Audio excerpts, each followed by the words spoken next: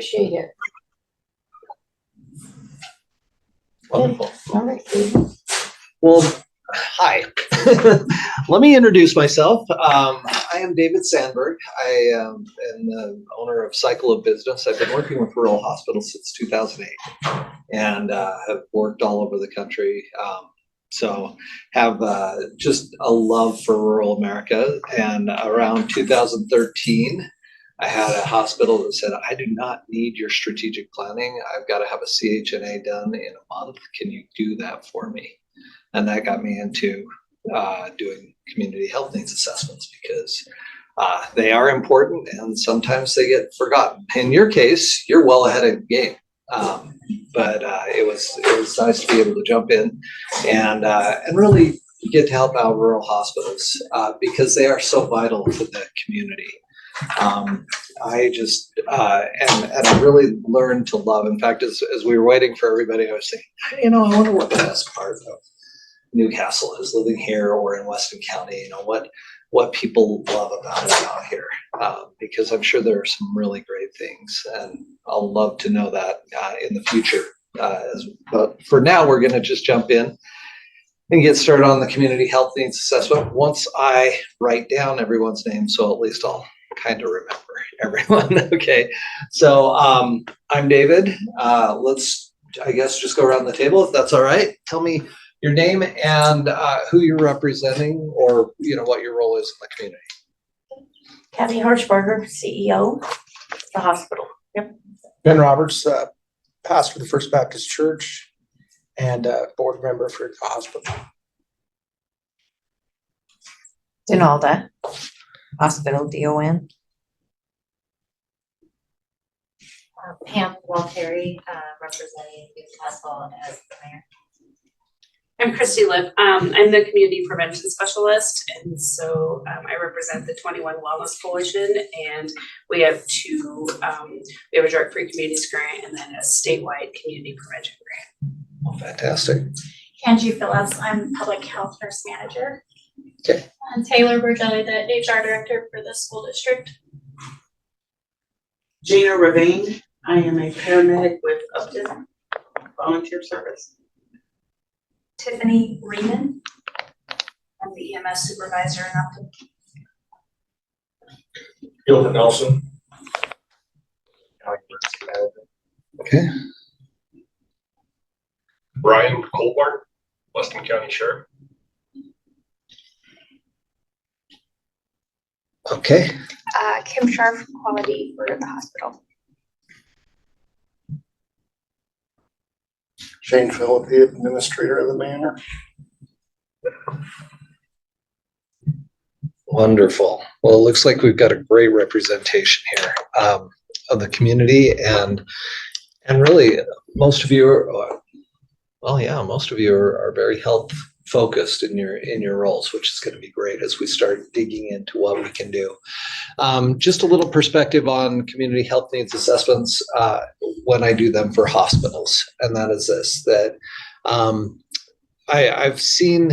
I know the county is doing a community assessment, a community health assessment, which tends to be a lot broader because you need to bring in different. Just different areas of focus and health. Hospitals are pretty specific in what they do.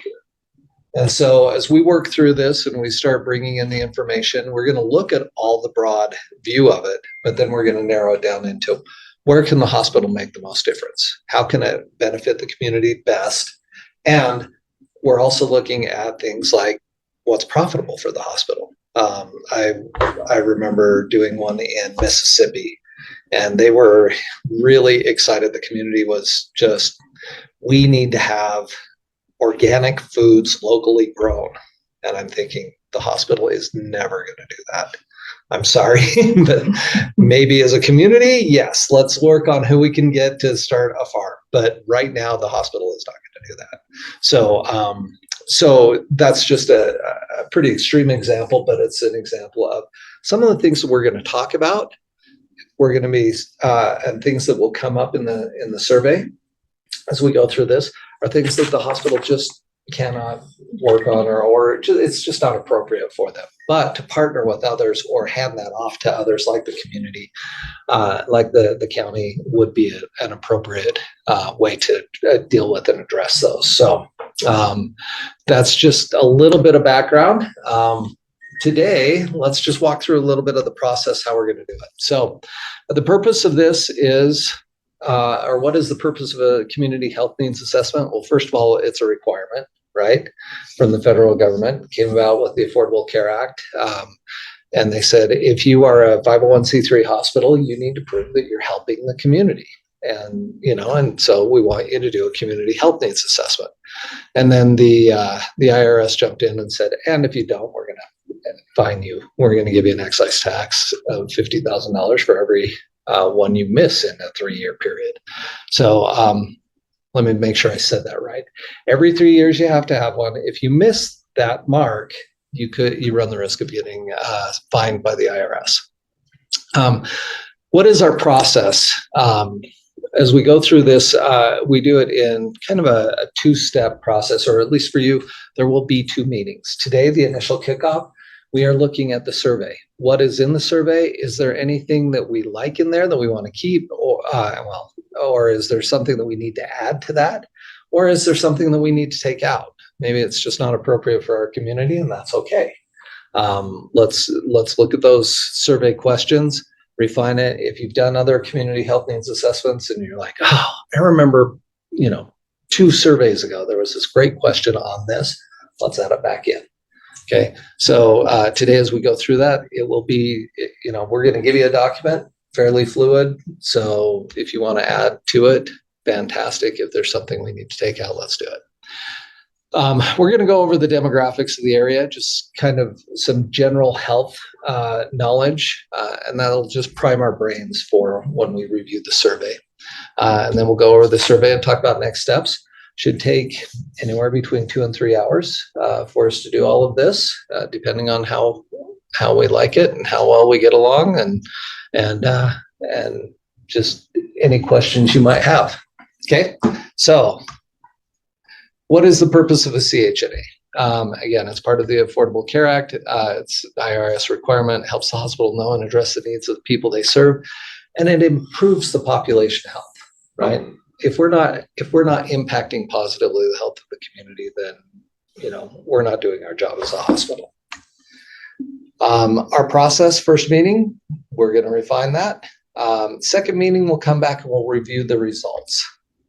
We're going to identify those needs specific to the hospital. And this, again, it's not, you guys are here. I don't want to restrict you, is what I'm saying.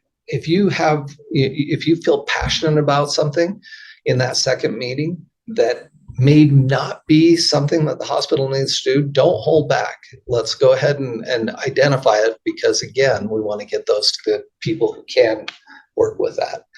And then we'll give our recommendations to the hospital. What will the hospital do with that? They'll go back and say, okay, legitimately, what can we work on right now? What do we have budget for? What's going to make the biggest impact on the health and, and our financials? If we have something that is definitely going to impact the health of the community, but it's going to sink us as a hospital, we need to think about how that's going to work, right? And so we might have to say, well, we're going to hold off on this until we can get a grant, or we can get funding for it, or something that is going to help build that. So, but the hospital will come back then and with their final recommendations and how they're going to, again, distribute to the community anything that they're not going to work on that needs to be addressed. So process, what I'll be doing is conducting the meetings, preparing the survey, interpreting the survey results, and delivering those results to you. Weston County Health Systems, they'll be participating in the meetings with all of you, listening to the community, deciding on actions for the hospital, partnering with the community, and working on the plan. So let's jump in and talk about demographics. Who do we need to address? Now, these are probably not new to you, right? You've seen this over and over again, but you have a fairly balanced age group, which is nice. You have a lot of young people being born. That 0 to 5 years is a fairly large number for a rural community, which I was really happy to see. And that means, for future growth for the community as well. You're about 60% of your community is ages, 18 to 64. And those are the people most likely to fill this out, but we do want to be mindful of people who might be older and of course the newborns and younger. So race, ethnicity, we're looking at a fairly straightforward white community. I mean, we have some that we have I think 4% Hispanic, Yeah. and then there's some mixed in there. Got to put on my old Mac glasses here. 8% is 2 or more races. 2% Native American. So those are the Hispanic and Native American. Even though they're small portions of our community, it is important that we reach out to them. So we'll be looking for that as we get survey results. So if you are familiar with people who fit into those demographics, I'd like to ask you to just make sure that they get a chance to fill out the survey, because we do want to know if there's anything specifically that they're in need of. Our income. So income does make an impact. The more profitable the community, the more they're able to afford healthcare and the healthier they are. So right now, our income per capita, 37,000, 71,800 median household income, which is not bad for a rural community. Our poverty level is fairly low. For children, only 11%, which is great. However, seniors are looking at 21%. So that's a little bit higher. So keep that in mind as we think about the senior community. As far as household education, we have 2,638 households in the county, 2.5 people per household. 61% are married. That can add to better health. Educational attainment, 91% high school graduates, which is fantastic. That's one of the highest I've seen in rural America. 17.6% bachelor's degree, which, what that just tells me is there's a lot of great jobs here that you don't necessarily need a college degree for. And people are, because they're still making money and they're working, either on their ranches and farms, or they're doing other things where they don't need that degree. Marital status, 54% of our community is married, which is, again, good.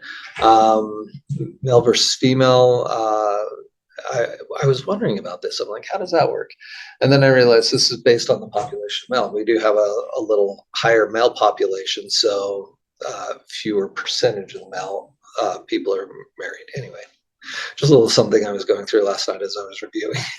Fertility, 6.2% of the women had children between the ages of 15 and 50. And not a lot of teen pregnancy, which is good in our community. And then there are a few, that might be higher risk pregnancies up here in the 40 to 44 range, 5%. This is an area that we really ought to look at, and that is, just these are all contributing factors to mortality. So when you look at what's going on here, we've got tracheal bronchus and lung cancer. So these are all kind of respiratory cancers. We've got we're a little bit higher than the national average and where Wyoming is. So women, 50%, or I'm sorry, 50 out of 100,000 is where this is at. So that may seem like a small number, but national average is 43.8 or 44 out of 100,000. Wyoming is 42.9. Okay, so we have more women out here that are facing respiratory cancers. Now that could be, if you go down here, smoking, we do have a higher percentage of people who smoke. So that could be, we could also be looking at radon gases and things like that. That happens where I live. That leads to this. Men, again, we're looking at high numbers, 70 out of every 100,000 versus 67.6 on a national level, or 54.7 on the level of just Wyoming as a state. Breast cancer, we're a little high there too. 26.6 out of every 100,000 people versus the national average, which is 25.9, or Wyoming, which is 25.0. So again, something to be aware of as we look at what the hospital might do to help, whether it's screenings or whatever we need to do to help reduce that rate, or at least mortality from people getting it. Malignant skin cancers, we're looking at, again, on the women, 2.4 versus 1.9 nationally, 2.3 in Wyoming in general. And as far as the men go, 4.8 versus 4.5 nationally, or 4.9 in Wyoming. So we're actually better than the Wyoming average, but it's still a concern because we are higher than national averages. This next one was a little hard to look at.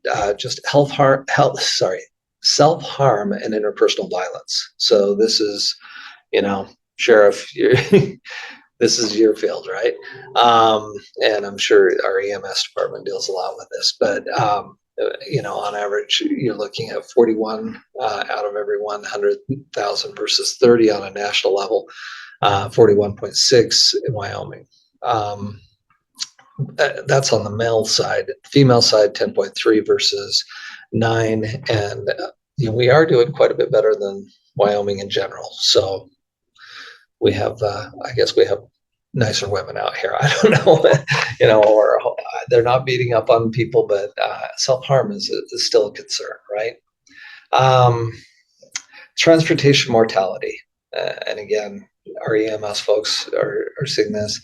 36 versus out of every 100,000 versus 19 on the national level, and 31.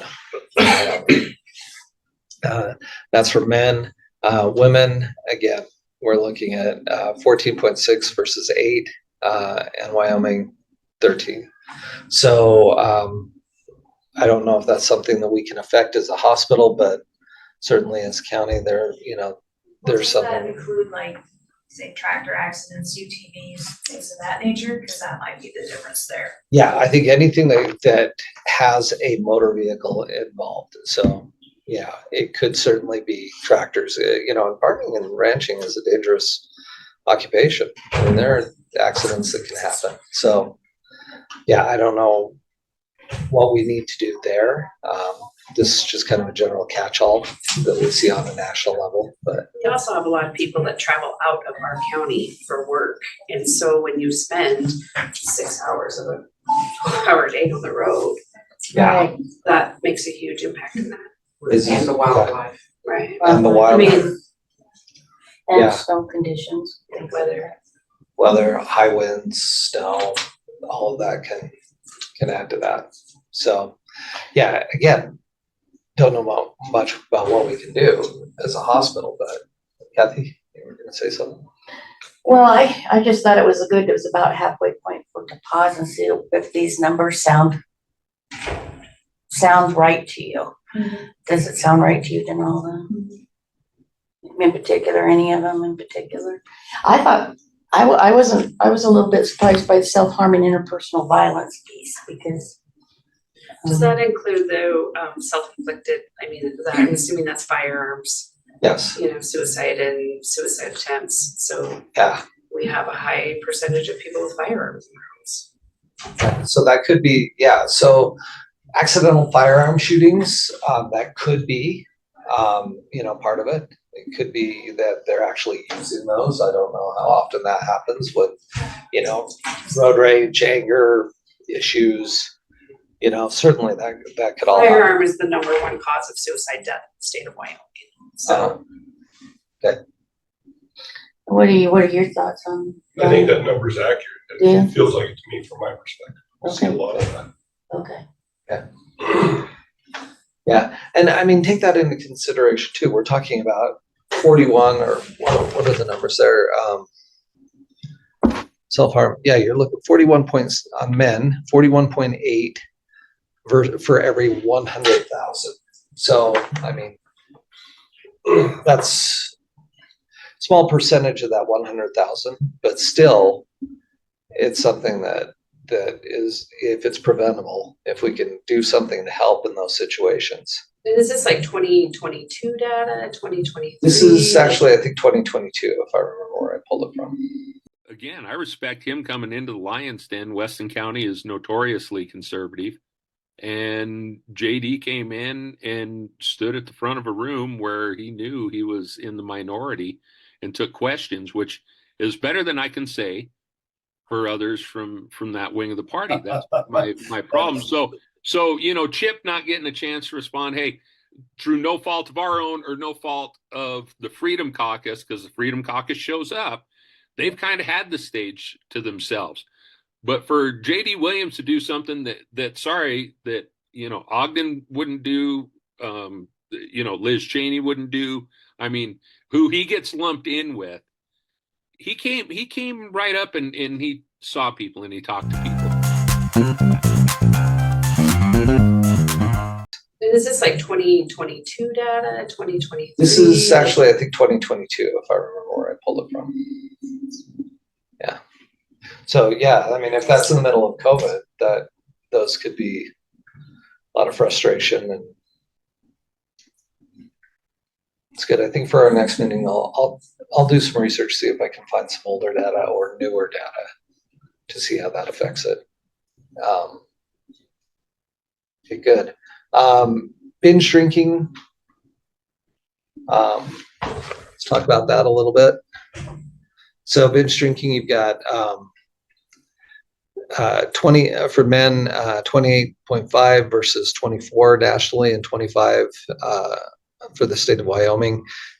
Females, 14.6 versus 12.4 and 13.2. Okay. We got smoking there. We're not showing the whole thing. There are two more things on here. So smoking, again, higher rates of smoking, 27.3 versus 22 nationally, 23 in Wyoming. Females, we're looking at 22 versus 17 nationally and 20 in the state of Wyoming. Is that just smoking, or is that smokeless tobacco, nicotine use That as well? It would be all of the above. Yeah. And then we've got obesity, which is not shown up here, but you're looking at 36.8 versus 33 nationally and 32 for the state of Wyoming. For men, women 35 versus 36.1 nationally, so we're doing better than that. State of Wyoming, though, is a little bit better than us at 33. So just, and again, so going back to Kathy's question, do we feel like, given those standards, we're looking at fairly accurate data as of at least 22? It may have changed over the last couple of years. We have conversations all the time about the rate of cancer in our town. It just seems high. I mean, we're diagnosing in the emergency room at least a few times a month somebody that has a cancer. And we're not talking just like melanomas or anything like that. We're talking Lung and abdominal. Abdominal, Yeah. colorectal. You know, they come in with complaints of stomach pain, and we find a tumor or something. I was gonna ask a question. Do we have one on drug use? A stat on that? Illicit drugs? We don't have that in this data right here that I brought today. There are some stats. Let me see if I can pull up. I can tell you just from a county perspective that are listed from because the bottom three, so heavy drinking, binge drinking, and smoking or nicotine use are all three things that our community prevention grant focuses on. And that data is pretty accurate considering what we just wrote, what I just used in our last grant. But those things are higher than our illicit drug use, like from our data perspective. I don't know about Brian's perspective, but that's what my data shows from the Department of Health. I think that would be correct, or fairly accurate. So not that it's not here by any means, but alcohol and nicotine use are much higher. So how do we rate nationally against the national number for drug use? Or states? We're like, for Weston County, we're lower than like. Slightly lower, yeah. Slightly lower, not like, yeah. Let's see if I can pull this up. Thank you.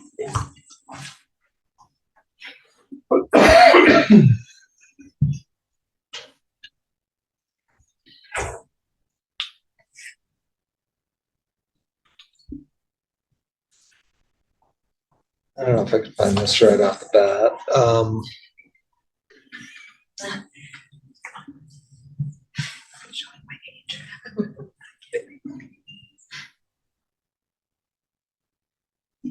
Gonna see if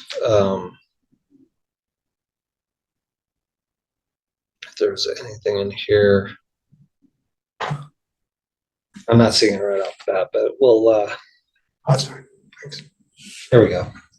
You got drug overdose deaths, you're not even reporting. So you haven't even hit that threshold, at least on overdoses. But we do have some questions on the survey which do address drug use. And so let's just take this, because that's kind of the next step is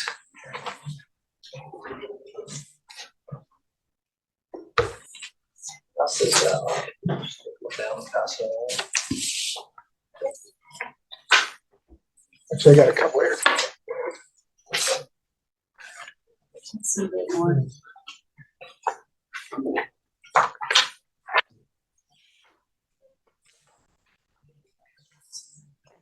Okay, so as we go through this, I'm going to give you a minute as we scroll through here to look at some of these. So we'll pause and look at the individual questions. First couple of pages are all demographics, just so that we make sure that we're covering the areas of the community we need to cover. Question number 6, do you use Weston County Health Services or its clinics for your main healthcare needs? Again, as a hospital, we want to know, are you coming here or are you going elsewhere for your healthcare needs, or nowhere at all, which is even worse, right? So if not, do you use Weston County Health Services or its clinics, or if you don't use them, why? So why are you not coming here? Is it that you have a preferred provider somewhere else, or is there a reason you're not coming? Maybe your insurance, or you don't have insurance. In another county and it's more convenient. Yep. Right. Yeah, absolutely. Question number 8, do you have a primary care physician, physician's assistant, or nurse practitioner that you see regularly? So 2 things. One, we want to know, are they getting regular healthcare attention? And if so, then the next question we ask who that person is or where they're located, because we want to know, are you on the other end of the county and you're just closer to someone else? And so you're going over there, or is it, which is great as long as you're seeing someone, or is it something that we could do locally that, maybe we can provide you better health care here? Question number 10. So in an effort to meet the needs of the community, Weston County Health Services and its clinics would like to know what outpatient services you or someone in your family have utilized in the past 24 months. So this question is really to kind of say, okay, what are the health needs of our communities? There's not a lot of great national data on leakage where hospitals are losing patients to. So we use this as kind of a way to address that, as well as find out what health concerns are potentially something we need to bring in. So the categories you might answer on this is, yes, I use the service. No, I didn't use the service. I used the service, but elsewhere, or didn't know we had the service here. Okay. Which there's stuff on here like general surgery we don't have, right? So Yeah. So in here, cardiac or pulmonary rehabilitation, cardiopulmonary EKG, just getting your heart checked, cataract surgery, colonoscopy or endoscopy, emergency room, general surgery, gynecology, laboratory, orthopedics, pain management, physical, occupational, or speech therapy, primary care, so family medicine, internal medicine, pediatrics, radiology or imaging, or sleep studies. So again, these are outpatient services that we're looking at here. Is there anything that we've missed on here? Anything that we should add?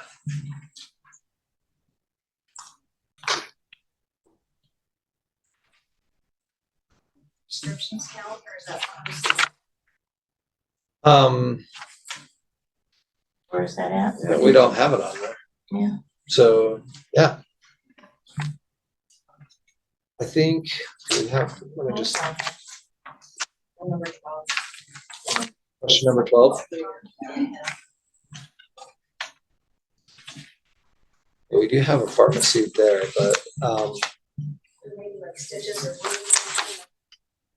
Yeah, wound care, that's a good one. wound care would be good. Yeah, let me add that to it.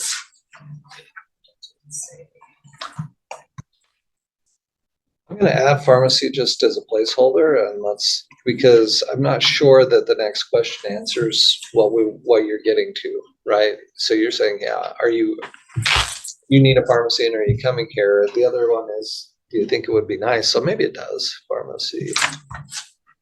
So maybe it does address it, because in question number 12, we are asking, how would you rate the need for the following services? So anything else before we go on to 12? I agree that wound care should be there.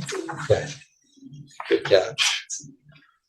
All right, question number 12. How would you rate the need for the following services? So we're looking at, and these are, I don't see a need for this. What about pediatrics? Do we have that someplace on the other? It was there under primary care. Okay. Good. Yeah, I didn't remember. What about endocrinology? Oh, yeah, endocrinology is a good one.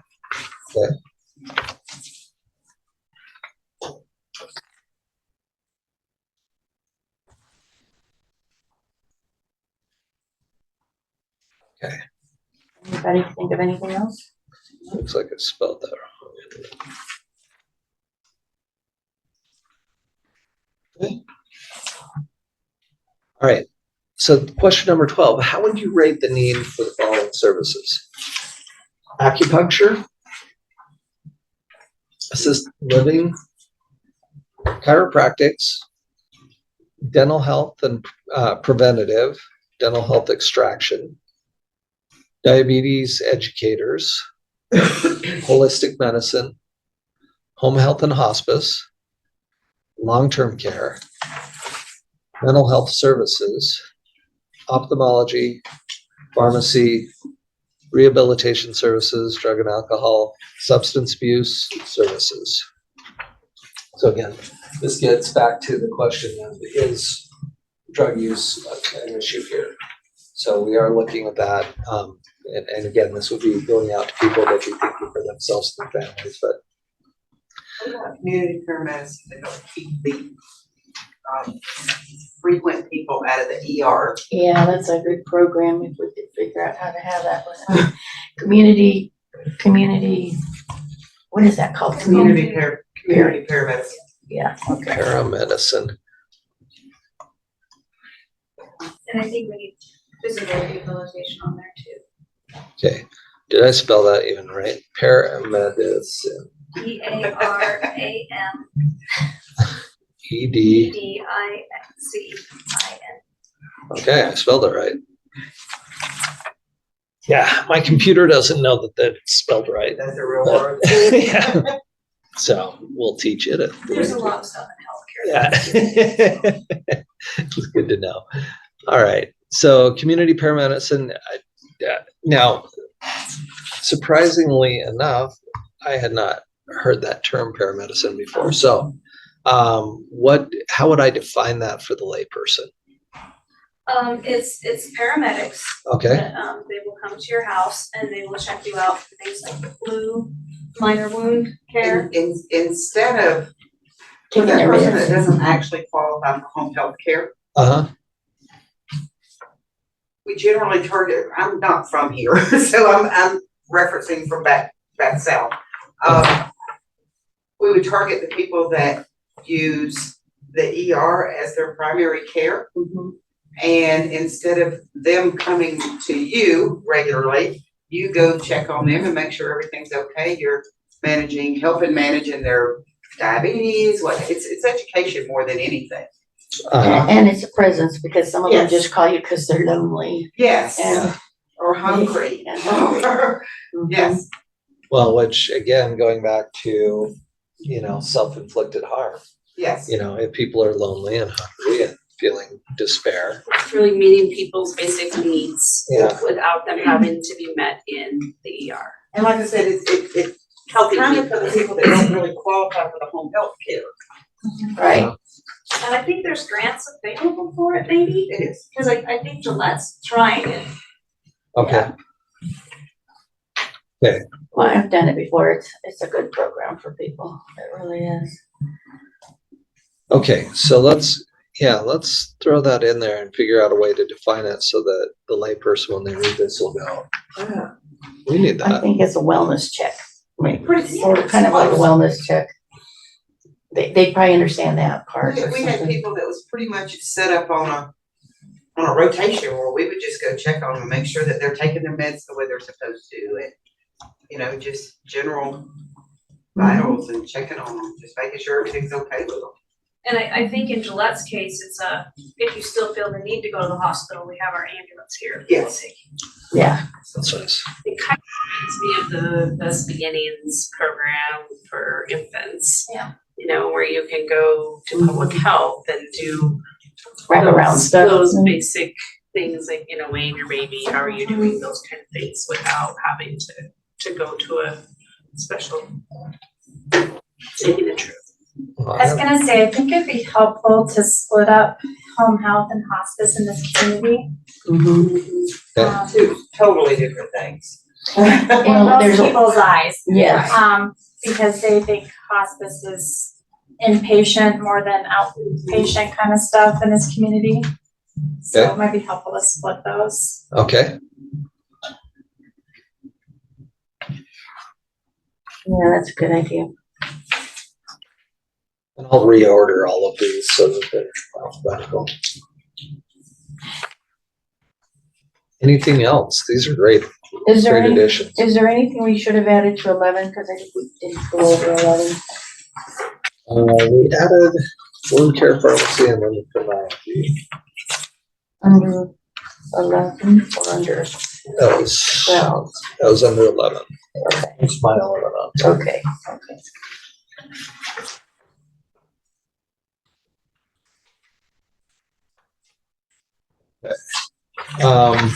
Anything else on there?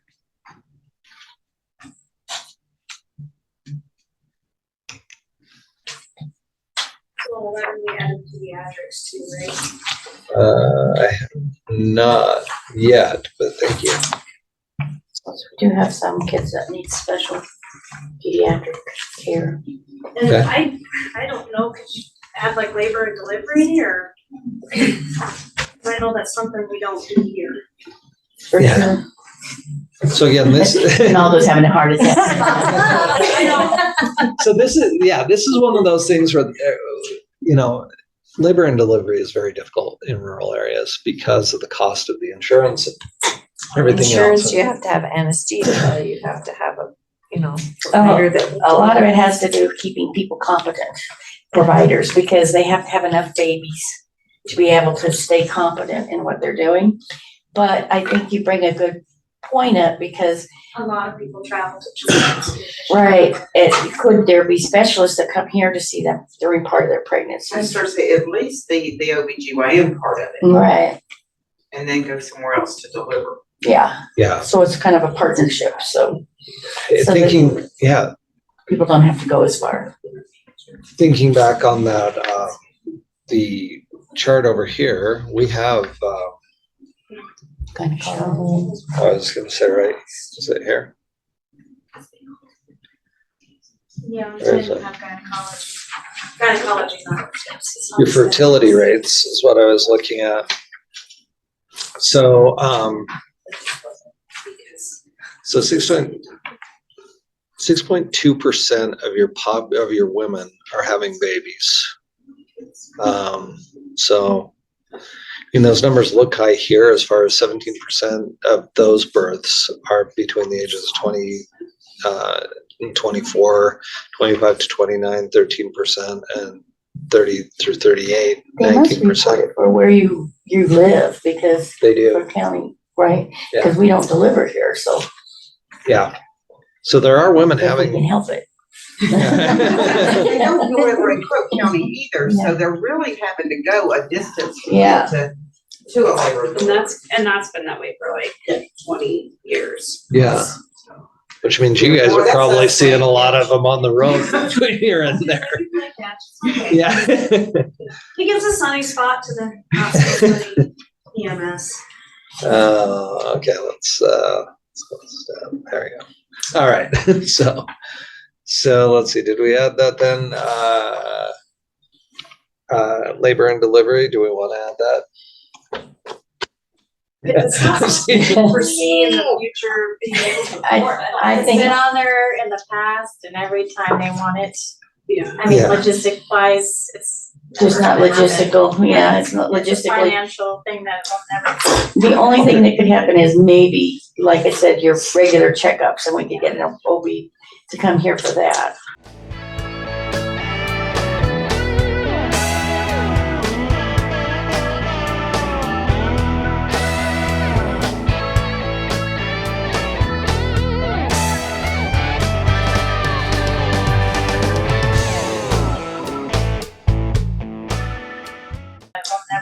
The only thing that could happen is maybe, like I said, your regular checkups and we could get an OB to come here for that. Yeah. And we did have that contract 2 years ago when. That didn't work. I think the because spearfish didn't wanna people- come Well, over. and because people go to Gillette, Rapid, or Spearfish, there's Mhm. 3. Like to try to pick one to come and do that specialty, there's too many. I think too many choices, and so then Yeah, that makes good sense. it's a Okay. challenge. I say we I don't think put it it's on great to there. ask the community, but we already know what the community is gonna say, and then it kind of portrays on you guys Yeah. that, Oh, maybe maybe we're we're doing what you did did. not.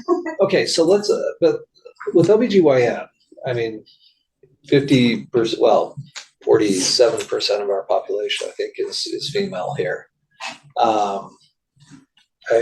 Is there a need for that? And if you could find maybe the right mid-level or something that has a focus in OBGYN, do we qualify here for, or does Wyoming have a tuition reimbursement for graduates, recent graduates? They do, but we wouldn't have a good practice environment for somebody. That would be our problem. Because we just don't have the. One of the conversations we had a couple years ago with our coalition was the need for exactly what you're saying, is like, especially preventative, OBGYN, and how back in like, I say the old days, but like public health used to offer like some preventative services, where one of the docs would do preventative things once a month or something like that. That was a conversation we had. A lot of it was that preventative OBGYN, stuff, those Women's health in general Yeah, versus OB.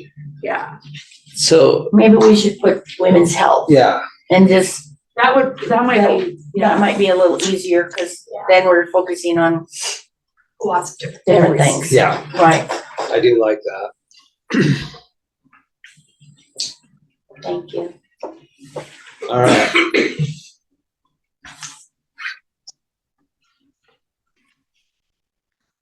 All right, anything else in there?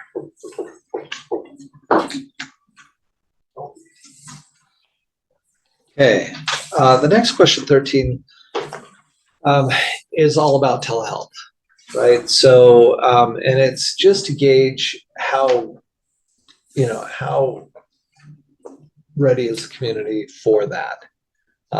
So it's a little bit of a phrasing thing here, but we explain what it is. So telehealth is technology that allows patients to be diagnosed and treated remotely. This may be through a tablet or at home or through more advanced equipment in the hospital. It allows for specialties to be offered through smaller hospitals that they normally could not provide. So we're just gauging. How do you feel about that? Are you guys okay with that? Are you not okay with that? Are you, I'm on the fence. I don't know until I see it or hear more about it. So really just kind of an idea of how ready is the community to start looking at that, because there are some certain specialties and things that work very well, through telehealth. I'm from an area that used telehealth regularly. Uh-huh. And that played deeply into the community paramedicine as well, because we had our tablet that if we ran across a problem, we could easily access a provider. Yeah. Face to face, looking at the patient. Yeah. Can you tell me what this mole is, right? Yeah. It actually works well. Yeah, but absolutely. For people that don't understand it, it's like, no, I got to go see somebody. Yeah, absolutely. So if we can prep the community for that, to say, hey, it's coming down the pipeline, it's not a bad thing. Just in general, here's what it is. How do you feel about it?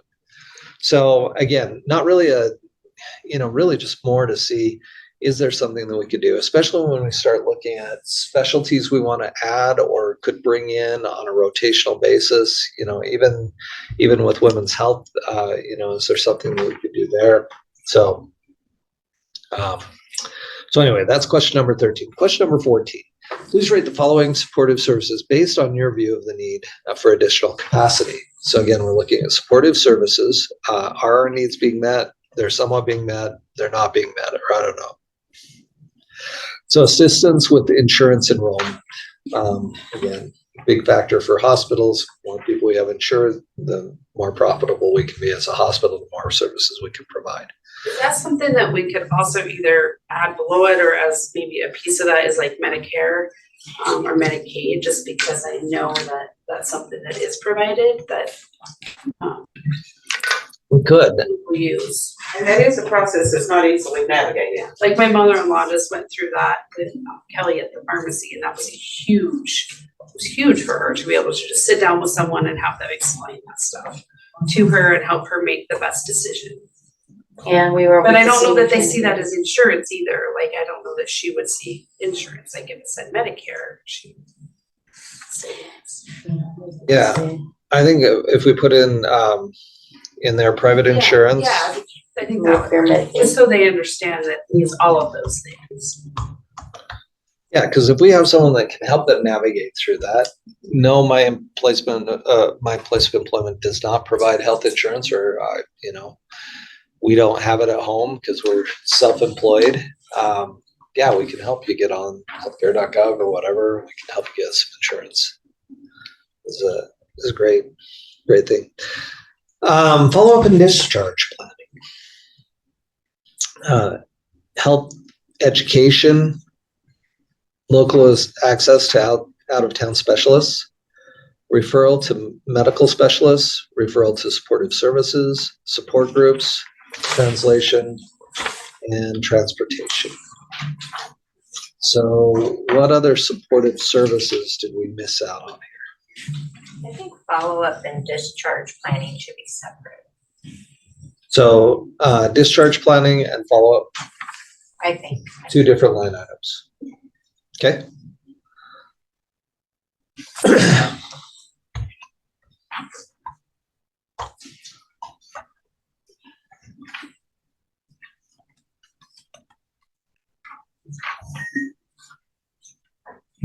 Okay. Anything else? I think the health education is huge. Okay. Not that when somebody is diagnosed with diabetes, do they not get the education, but maybe they're not understanding the education. That's a lot of calls when I go to. It's like, well, I didn't realize that they told me to take this much insulin. Well, how about if your level is this, you don't take quite that much. Yeah, I don't think it's not that they haven't been educated, I don't think they understand it. Yeah, Maybe that's something that's really needs to be stressed to make sure that these people are better educated on whatever they're.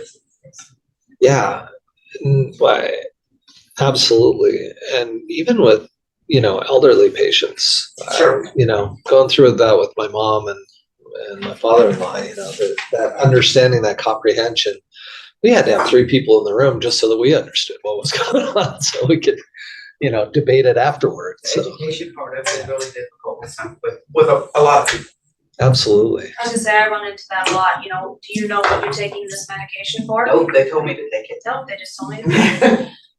Yeah, That's that scary. can be a real dangerous thing. I had a lady one time that came to our hospital because she thought the doctor told her to take Coumadin whenever her hip was hurting. So she was taking it like a pain medicine instead of an anticoagulant, and that was not good. So, Yeah. So Yeah. maybe under health education, we add like understanding medications or understanding my health condition. Okay. Understanding. That's a hard one. Because you can explain to your blue the face if they don't get it, they don't get it, but.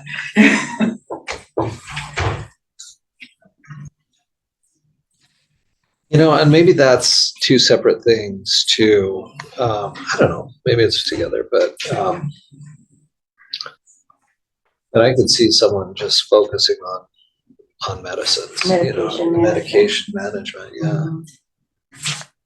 I like that, medication management. Yeah, because especially, man, we've just had too many older people in our family. Darn, parents getting old.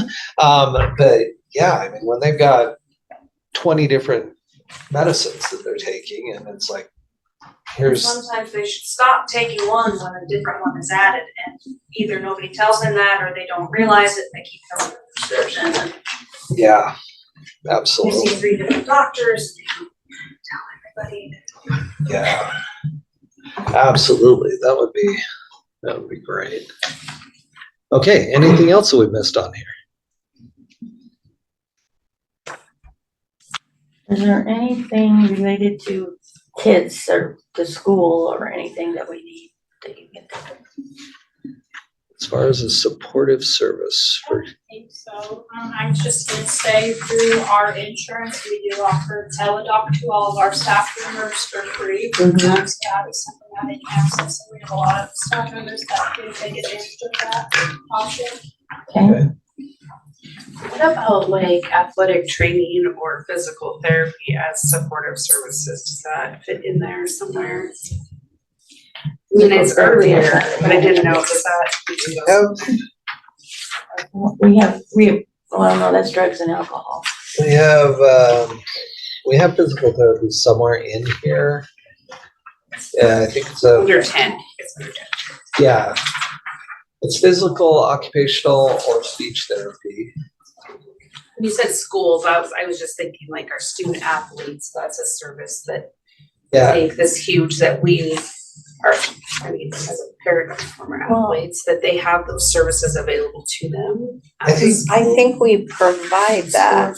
Yeah, Where they can come to physical therapy a Right. certain number of times. If you ask that though question, you'll find out if people know yeah, about it. So that's what I was wondering, is I don't know, yeah. Let's. I think that's huge, I mean, I think. yeah. I think that's a Yeah. big deal, sports medicine, maybe? I We don't have know a how you question. do that. I know my girls used that when they were in sports. Oh, my kids did You know, too, if they yeah. injured themselves, they had 3 free physical therapy visits, even if it's just to tape their knee or something. Or to learn how to tape it. Yeah. There is a place. So we do have question number 18 talks about things for kids. Some of the special focus on the youth. What are we concerned about? But it wouldn't necessarily be in there. We would put that. There's another place in here. Hold on a second. Where is it?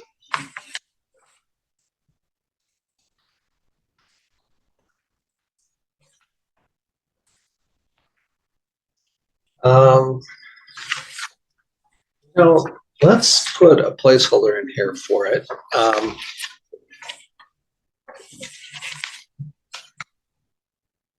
Because so another reason for a community health needs assessment, frankly, in my opinion, is to help market services that are underutilized at the hospital.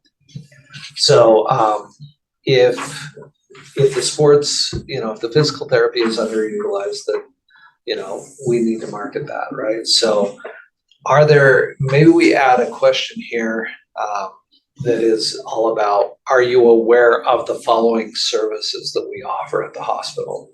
Would that be a good question? Mhm. Okay.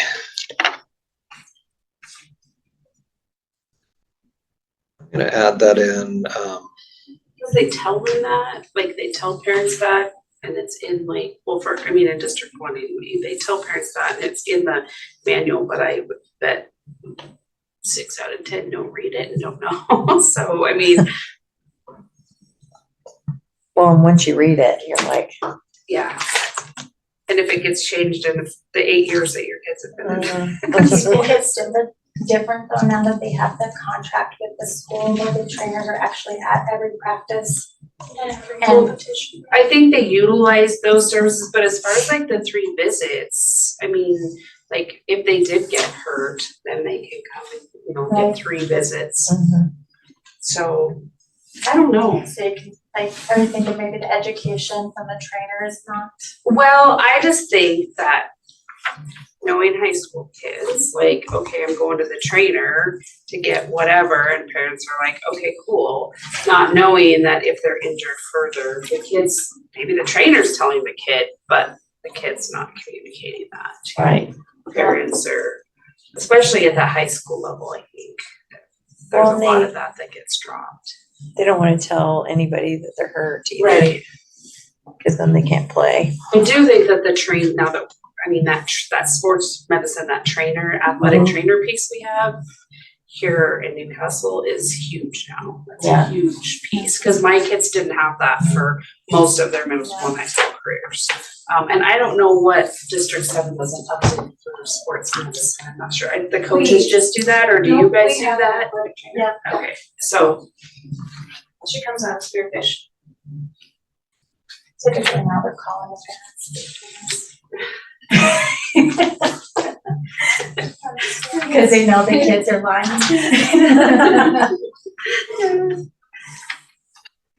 Okay, so let's look at that then. So what other services do we offer that we need to make sure people are aware of? Cardiac rehab. Okay. It's in the questionnaire, but It is, and I think on that particular question, let's see how we asked it up there.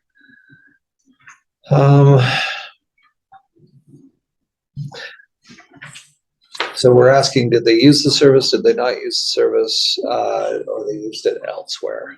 And did not know that we had this services or this service? So I guess it's kind of asked there. If we put it in again under here, I'll have to just filter the data so that we make sure that we're not. Well, we don't have to. It's just something that I hear all the time that people don't know we have. Well, and again, that's the purpose of this question. So it's okay to have it in there twice if we're using this question as a, we're bringing awareness. We have this service, because there are people in the community who are not using this service that could use this service. And cardiac rehab, messing with the heart, you're traveling 3 hours down the road to get service.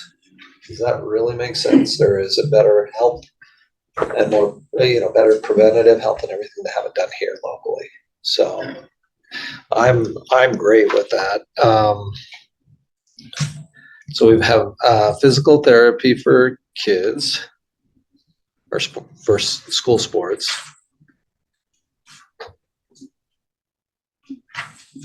What else? You know, we did talk about, I don't know if it, not for services, I'm thinking on this other part, but do we have any special suicide prevention programs or anything like that? We have lots, but Lots, do people come to them or? we did have a zero suicide initiative that was a part of Weston County Health Services, but we offer gatekeeper training, intervention training, a variety of services. I know we have the community. farm for stress for farmers and stress for ranchers, and I forget what other ones that were on there, those cards. I think it's a call this number 211, is that right? 988. 988. So I have that way off. So, The 211 as well. So, okay, that's what I thought, okay. so if we change the question, not for just the hospital, but in the community, are you aware of these services in the community? Right? Oh, you could list a lot.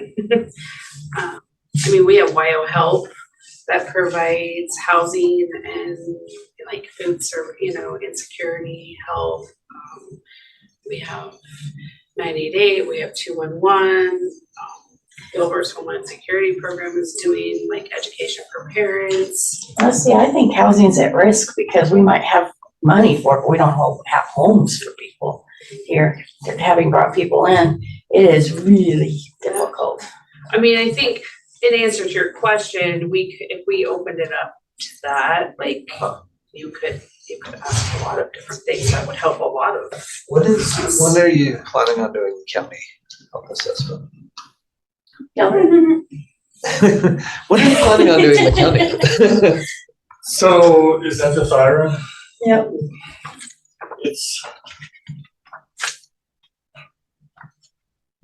almost done. Okay, so it is, so have you already sent out your survey? I have sent out the questions to Andy and Angie, and they're the ones basically that I work with for the health stuff. Just got her face up there. I just wanted to say something. Leslie, did you have something you wanted to add to that?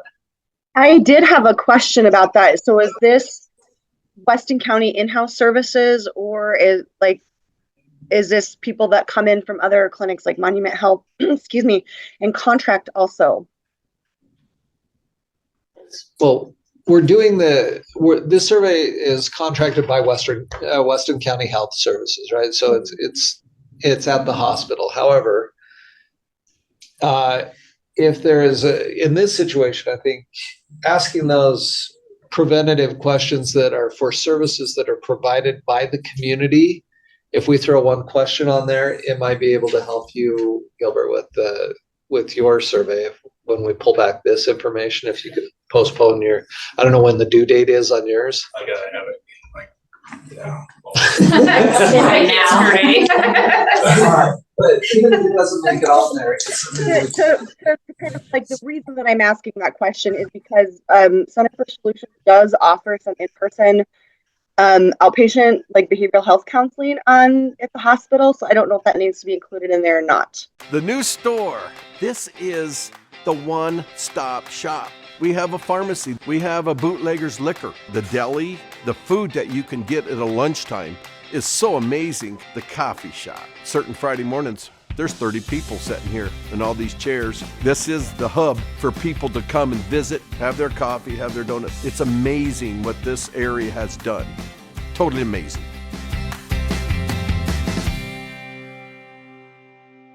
Kind of like the reason that I'm asking that question is because Center for Solutions does offer some in-person outpatient like behavioral health counseling at the hospital. So I don't know if that needs to be included in there or not. Oh, behavioral health probably Yeah. does, yeah. okay.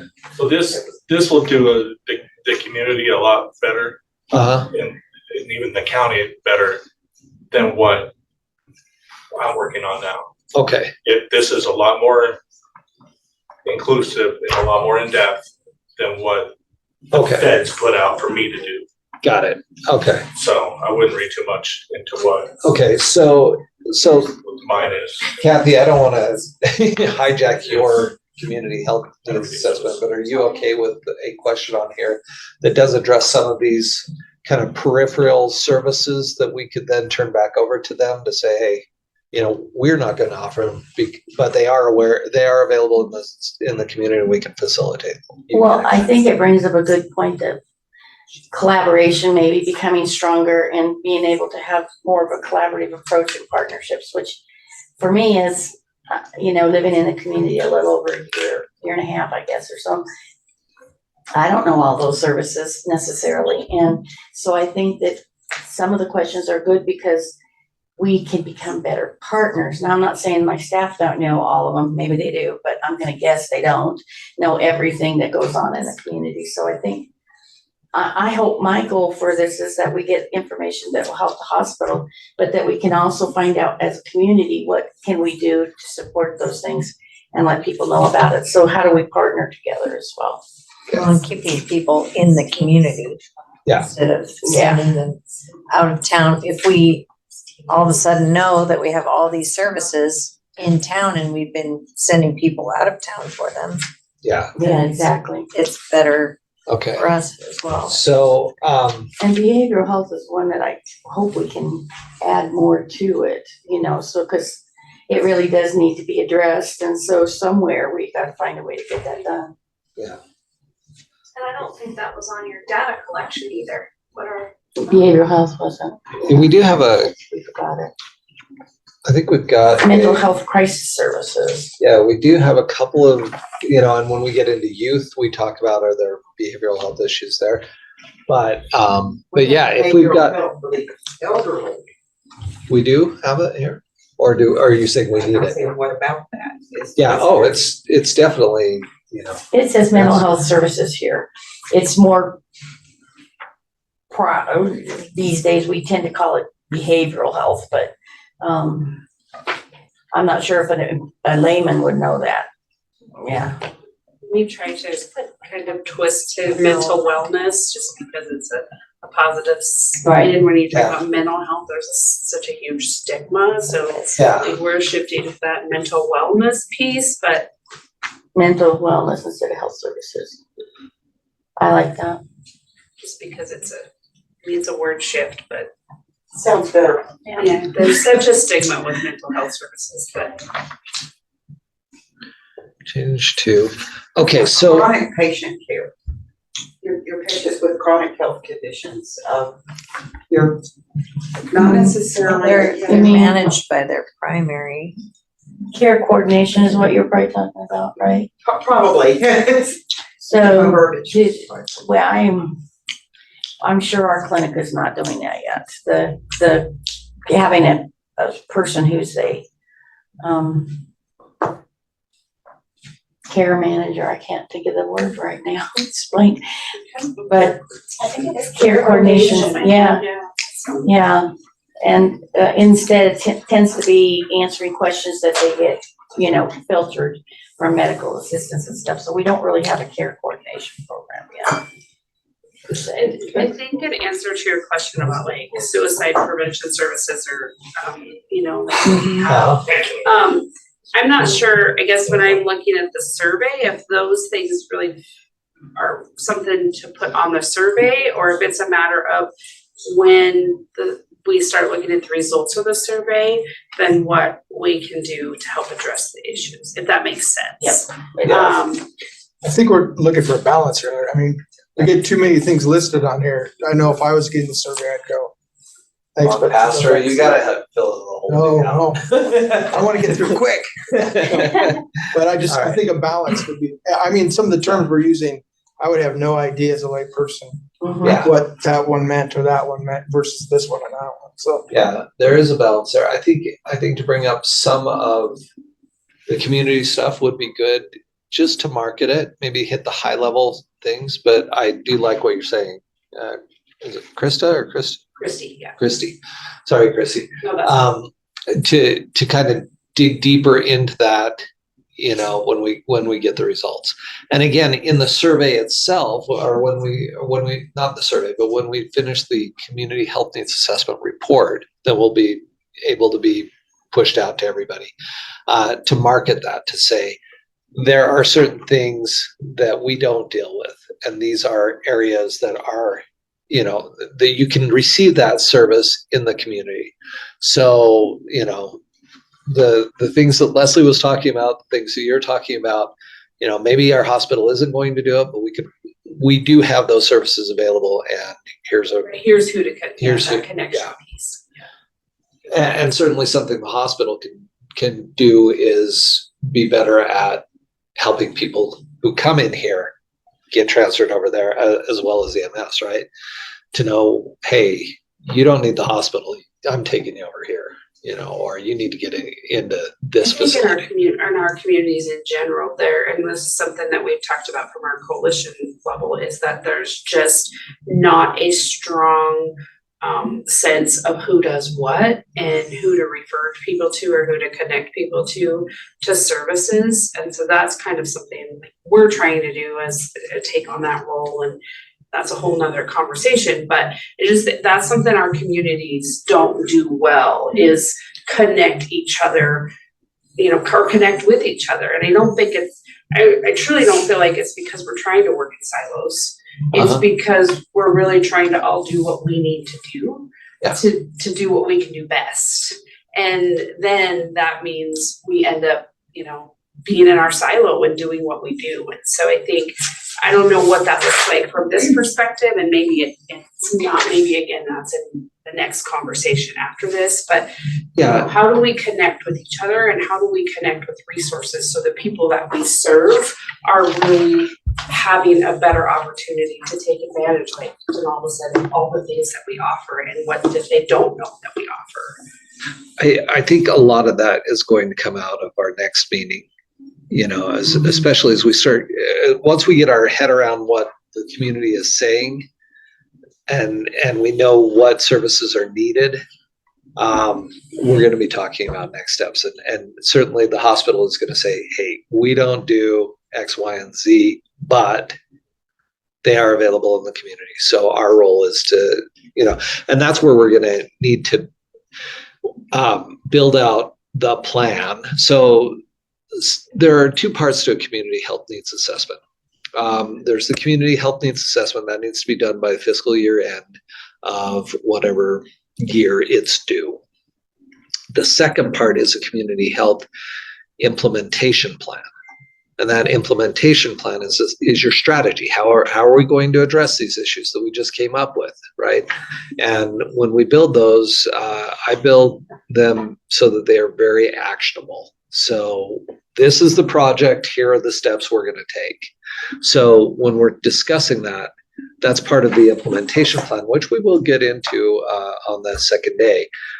Doesn't need to be finalized on that day, but we'll be talking about, okay, here are the steps we're going to take. So we may have a bullet point that a project that's really pass this off. It's going to be, hey, we're going to partner with Christy, to make sure that all of these resources are known in the community, right? And then, then it becomes partly your responsibility to say, okay, here's what we provide. Here's the documentation for the hospital. Here's the documentation for the community and where they can pick this up so they know where to go. Does that make sense? Yeah. Okay. So, so for this question though, I will have the last slide in the presentation is my contact information. So Leslie and Christy, I'm going to ask you guys and anybody else who wants to or who has a role in this, write that down and send me suggestions on what goes into this question about were you aware the following are available in our community. So we're looking for the most important ones. Not everything, but the ones that are kind of hot topics for you, maybe the most utilized or the most needed in the community. And let's have that, and then we can discuss it later when we refine the survey results. All right, where'd we leave off? We're on. Talk about the children's things, Here we go. Sports medicine. Okay, so yeah. I've got, let's see, indicate which population groups may be in need of additional health care. So this is children, adults, seniors, homeless, LGBTQ, people eligible for Medicaid, people who are underserved in the, or have minimal insurance, people with behavioral health needs, people with low income. Thank you. Yeah, okay. People with low income, people with no insurance, school or college. What does school or college mean? That is a great question. I'm like, I must have edited that and take it out. I think it was people in school or college age, but I don't think we even need that in there. Are you guys okay if I remove that row? Mhm. All right. Sexual assault victims and survivors, substance abuse issues, teenage parents, and women of childbearing years. Anything that we left out, these are population groups that might need additional health care. Did you add disabled? I'm disabled. Your access and functional needs. I mean, that encompasses a lot, I guess, but there's no way to really track them either. So track them. Okay. But that's anyone from your people that are relying on the oxygen or to blind, Okay. What was the access and functional needs? access and functional needs? I'm like, And that's a big term that they use in my I was gonna say that survey. if I saw that come across, I would be like, huh? what does that mean? Yeah. So maybe more like special needs? Well, But that has more of a, that's more of a mental yeah. type thing. So access and functional needs is anything, any kind of a need that they have. But people that are at home that require Like a ramp. a ramp, Okay. medically dependent on something. There we go. Okay. So if we have a power outage and they have on a vent and they're on oxygen or they need something, we have to find a way to go get them and get them to a shelter or get them here or something. A generator to them so they can survive. Okay, so people who are medically dependent, how do I wrap that up so it's on equipment? Require medically dependent equipment. Require medical I've always, equipment in my world, we always call it access and functional needs. Yeah. Need medical equipment Sustaining. in the home. I don't think I Oh, I know like what that that. means. I don't really. Who need life sustaining or improving equipment, because again, the blind might need Yeah. equipment, but it's not life sustaining. They can't do it on their own. They need assistance. I think being dependent on like life-saving, like O2 or ventilators or things to that is a lot different. So what, how are we gonna solve that, guys? A wheelchair. Yeah. You don't know how to solve it yet, do you? Well, working on it. Working on it. Okay. So Mandy and I and Angela, I mean, I've had lists in the past, but trying to keep it updated because it changes. I mean, somebody could, tomorrow, you could have 5 new people end up on something. So let's talk about what having this question in here, what information would that give us, right? Because if it's useful, great. If it's not, then we pull it. Yeah. If it's. It might be pertinent to like in Gilbert's, in the work that he does, but is it pertinent to what the information that the hospital is gonna receive? Like, do you know what I mean? I would say Yeah. yes, because you have home health services. Yeah. So most of those people are calling in your in-home services. Okay. So, yeah, we're asking, are the needs being met for those people? Are they not being met? What? Home health would For medical equipment. Yeah, home health is gonna know who these people are. It's gonna be, a lot of the times, helping them and serving them. Just a basic question that says, is medical equipment needed? If yes, what is needed? What if you have one of those? Like We could have an open-ended question down there about durable medical supplies. you had the other one, like, do you use these services? If not, why? Or where do you go? I mean, I think we could have a whole question of its own instead of having it under this category. Okay. So we have like a number 19, do you depend on medical equipment? If so, what kind?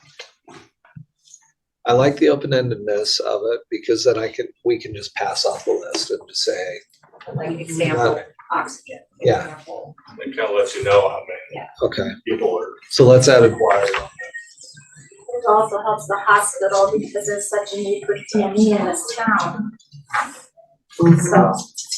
There isn't a provider, I don't think, is there? Still. Oxygen, DME? Huh? There's no DME oxygen provider in this town. Right, not in the town, yeah. On this We don't question, have I any. would also add veterans as a specific population of services needed. Veterans. And I also wondered about under seniors, if we need to put like age. Thinking some people are gonna be like, seniors, oh, seniors in high school. Yeah, So, my daughter's a senior this year. Yeah. Okay.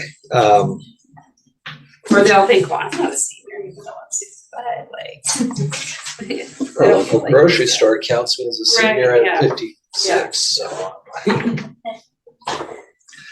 And I'm happy to take that discount. So,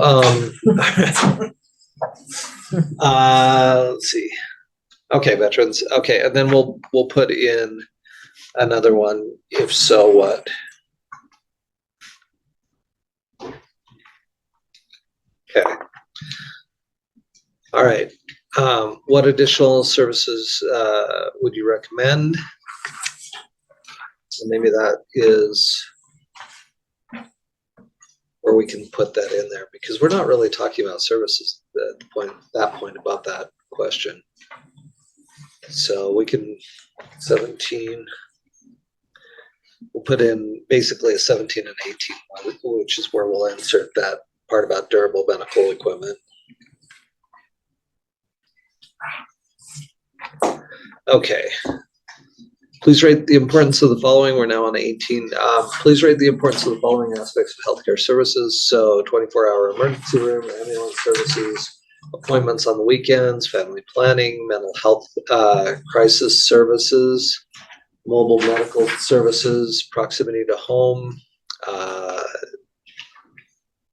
range of, I think I need to rephrase that, range of healthcare services, seeing medical specialists locally, Spanish-speaking practitioners, telehealth or medical visits, walk-in clinics, wheelchair van transport. Is there a need for Spanish-speaking practitioners? Looking at your demographics here. Sometimes because we do get a lot of contractors that come in. Okay. Okay. Anything that we missed on there?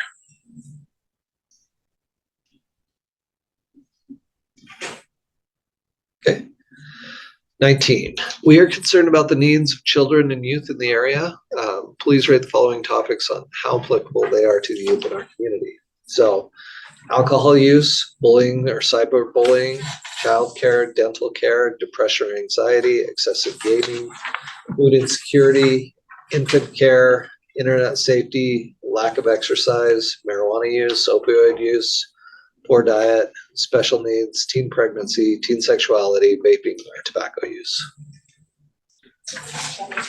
I would ask that you say marijuana/THC use.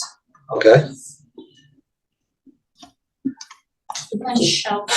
Shelter, okay. And then if you have dental, do you wanna add vision? Vision. Good catches. Anything else? Shelter/housing is, What about food insecurity? It's up there on the top. Oh, sorry, missed that one. Perfect. Nope. okay. And then please explain any special needs our youth are facing, just in case we miss something. We are concerned about the needs of our elderly. Rate the following topics of how applicable they are to elderly care.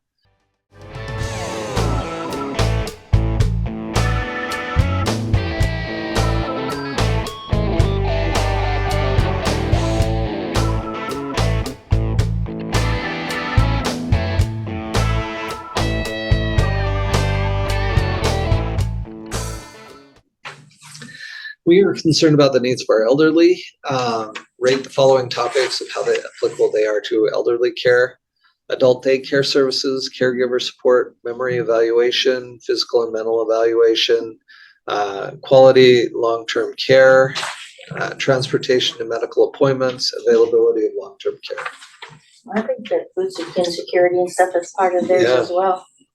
Yeah. Insecurities. Can I ask a question from the one prior? Mhm. Just for my own information, what's the difference between food insecurity and poor diet? Food insecurity is not having enough food to eat.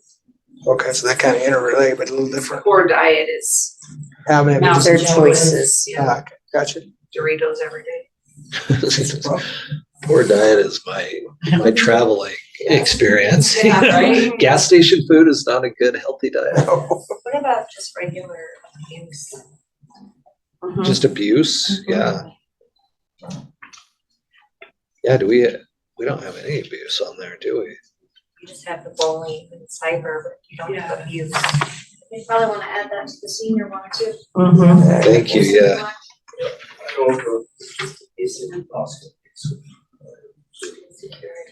Okay, let's add that. So do we want to do with elder abuse, do we want to do physical and financial?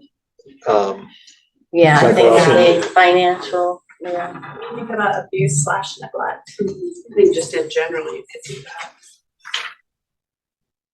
For kids and And just, you know, Okay. There's the financial aspect. I think separating out those different categories is important because they might not think financial abuse. Going through that right now.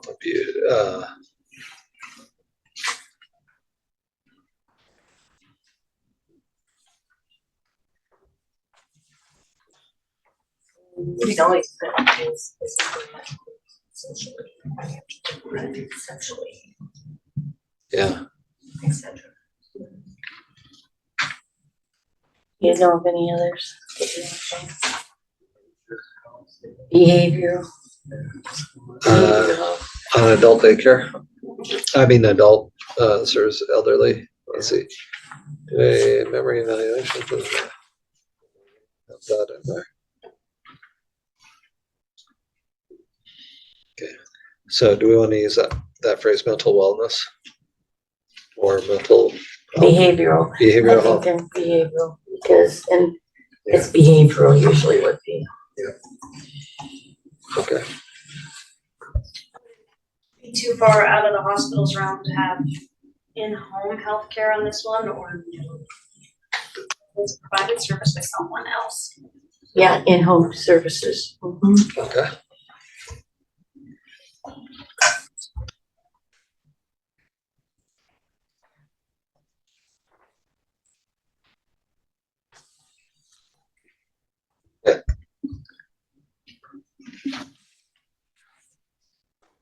Okay, question 22. Is there any reason you are not using Weston County Health Services or clinics for your health care? And this is an open-ended question. We're just gauging the community. Small towns tend to have, history. I'm sure yours does not. But, somebody's great uncle twice removed, may be affecting their ability to get healthcare here. We want to know about it. If you currently have reservations about using our facilities for your healthcare, what would bring you back? This is a question that we'd like help phrasing a little bit, but we want to know, if there's a history there that, what would you need to see from us? What could we change? Right? So how would you phrase that? I would say, what reservations do you have? Instead of if you. Yeah. Okay. Yeah, what reservations do you have about using Weston County Health Services for your healthcare? Yeah, I'm going to put it. Do you currently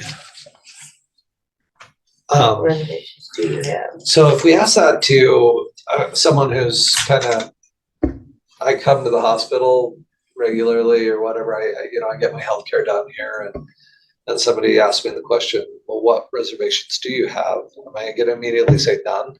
Or am I going to be like, well, I don't know. Let me think about that, Are we going to, just asking that question in general is just asking this way. Implying that there's an issue. Yeah. So maybe, do you have any reservations? If so, what are they? So that it's kind of what Reservations, if any. If any. Yeah. So, if we put if any after that.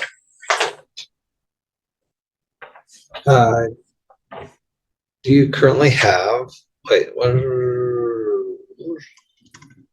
What reservations, if any? If any,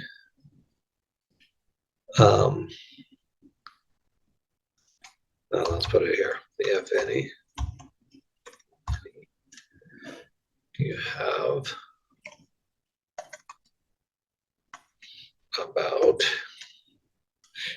about using for okay, is there, we have this, what would bring you back? That again assumes that they're not coming, and that, is a little problematic, but What changes would you like to see? If any? What needs do you need? Or what needs are needed for you to use? Or What changes are needed? Yeah. what changes are needed? what needs do you have to bring you to? I get two different questions. Okay, so box.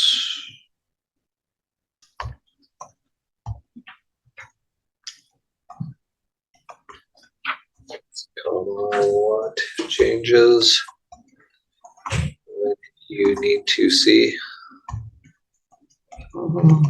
to what would give you confidence?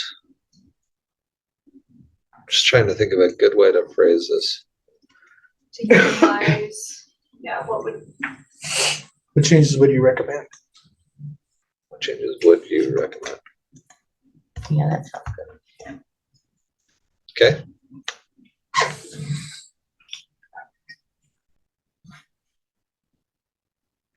Okay, I like that.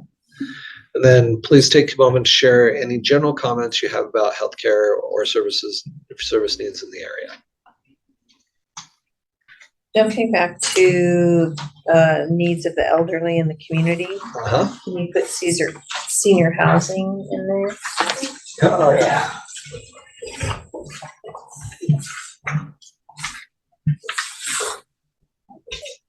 Do we need to have something that's a little more blatantly, hey, we have a place for your seniors here? We do. Yeah, we do have a home, right? Long-term care, assisted living, and senior housing. I'm just thinking psychologically, is there something I mean, when we say senior housing, are they gonna think of the manor, or are they going to think of just, well, do they Isn't it have- limited? It's limited amount. There, is it smaller than, is there not enough for people, you think? Yeah. Senior living. Senior institution. Affordable. Affordable. Okay. So affordable senior housing. Could you put, instead of senior housing, put housing for seniors? Because I think you're right, when in our community, I think when you say senior housing, people are gonna think of the apartments by bypass. That's in my mind. And the old grade school. Yeah, or the girl grade school. Like the. Right. We don't have a question in here directly addressing manor though, right? And that's, if I remember right, the manor is currently underutilized, right? We have room for more people, right? Yeah. So what question could we add to this that would bring awareness to it and potentially promote the good work you're doing in the manor?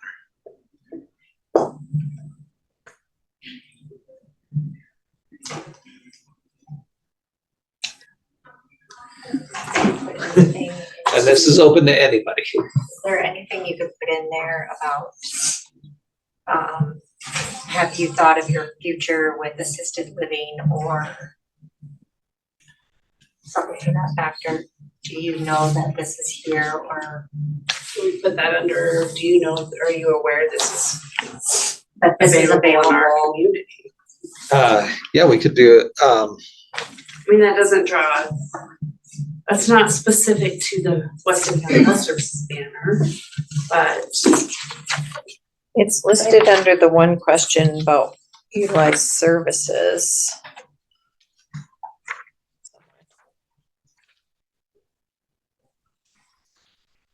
long-term care. How would you rate the need for the following services? And long-term care is under there? And so is assisted living. Yeah.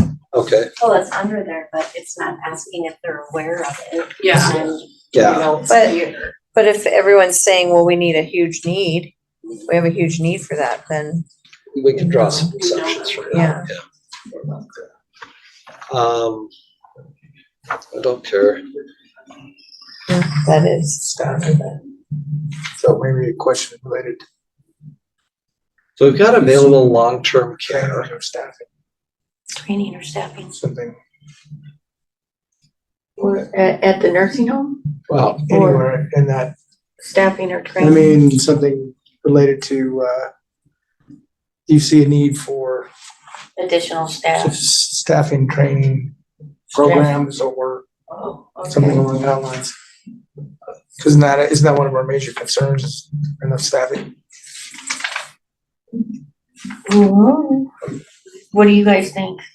Is it a major concern to you? It is or isn't I think staffing is an issue in every aspect. in every hospital? And this, just so you feel better, this is the easiest one I've been in for a while for staffing. It's been the easiest. So that's why I don't see it as sharply, but, I think one of the, I guess when I think about, I mean, just like we were talking about older parents, pay as your parents get older, like thinking about that, people don't realize until it's imminent, the cost associated with long-term care or assisted living. And so then, while they may realize that the facility is available, until they have to use it, they don't understand the cost associated with it, and then it's not affordable. And I was actually about to bring that up, but I was trying to find a nice way to put it. But yeah, like my mother-in-law is taking care of a husband who she probably shouldn't be because they don't want to lose everything. Yeah. Right, so I don't know how that fits, or if it does fit, What about just educating, but for something, educating you to take care of, you know, make it about taking care of something else and what's available to help you and what it would cost and things to that factor. yeah, cause that would be a good question. What because I education? do think that I and Planning for elder care. But I think that our manor does a pretty good job of like sharing the things that they do. I mean, like, Yeah. and I'm thinking mainly social media kind of things, but so I think that people know that the services are there, but it comes down to like, okay. I would say you can Can't do afford it. something about planning ahead for, Yeah, for something to that. So I don't know if that fits or not. planning but- Yeah. for, That might fit in the elderly, this Huh? question about, I Just don't put know. planning for elderly care. But you're talking it a little bit different. You're talking about staffing Well, I was, or I education of the staff. would, yeah, when we're talking about programs to try to get more staff, some of the advertising you see out wanting CNAs and that kind of thing. Mm-hmm. Somehow, I don't know how to word it, but We could probably put that in the, well, let me okay, so let me ask you that. That's, I'm putting on my two different hats right now. and I'm not sure if that's appropriate here, place to have it or not. Yeah, I'm thinking that's more of a strategic plan Yeah, kind you're of probably thing, right. You're probably right. rather than the community, because the community, if we were asking that question, might be like, wait, are they not well staffed there? What does that mean for my It's got a shooter, so yeah. I actually think this, a lot of times the patients here anyway don't notice the staffing I doubt shortage. it. Yeah, I don't think they I think notice it. this is more towards the Planning. Yeah. planning and needs of the community medically wise, not Yeah. the hospital and stuff. So. Yeah, so I think education brings up, is there certain education that they would like to see? I don't know. Yeah, we've We've got lightly that. brushed on education, yeah, but that's something that we should, if education shows up high, yes, we want more education, then we need to sit back and say, okay, what makes sense, What, on a hospital level, we can address these issues, but maybe we throw a health fair where we bring in, Christy and Leslie and other groups that are saying, okay, here are the other areas and resources you can do to get your healthcare. And of course, EMS. What if you did more of a like, not like on the survey per se, but did more of a, planning ahead, open house type thing and see what the manor offers.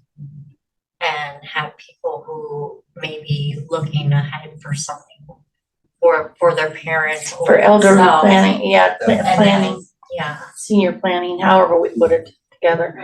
Well, Yeah. you could include the financial piece in there, because it's quite a shock sometimes when people get told how much it costs, so planning for the future.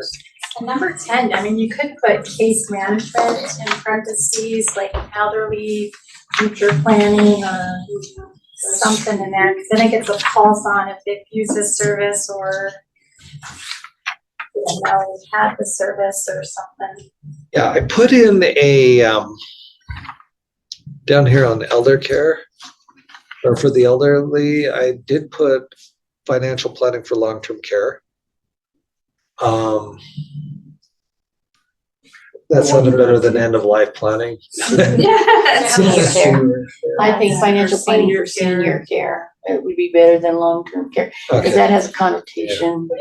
Have you thought of senior care? Yeah. Have you thought about your senior care for yourself or for? Because that's. Where are you gonna put your mama? Right. Yeah.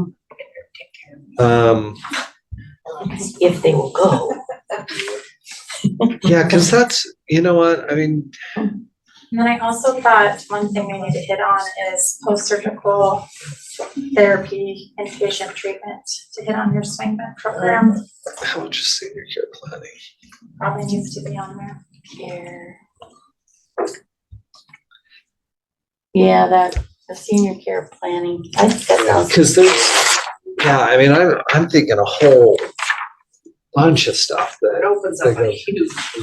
yeah, because I mean, people don't realize going into it, yes, you're thinking, we want to save money, but then there's the mental impact of that on the caregiver. And there's there's Swing vet program. there's a lot of stuff that needs to go into that. But you did have something about the caregiver in the elderly question. You did. What about caregiver support. It's up there, yep. Okay, good. Somebody was smart and put that in there. I missed it. So, all right. So then Angie had a good point under number 10 with all the services, swing bed program or post-op rehab that goes along with physical therapy. We have, I don't know, people don't always understand the swing bed part of it, but I think if you call it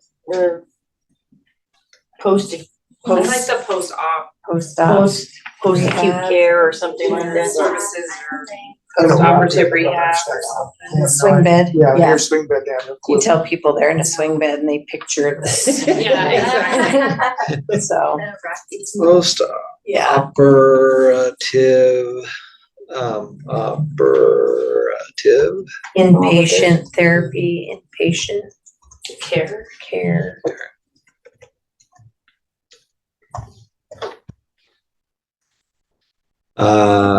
Post-operative inpatient care. I don't think we should call it inpatient care. Okay.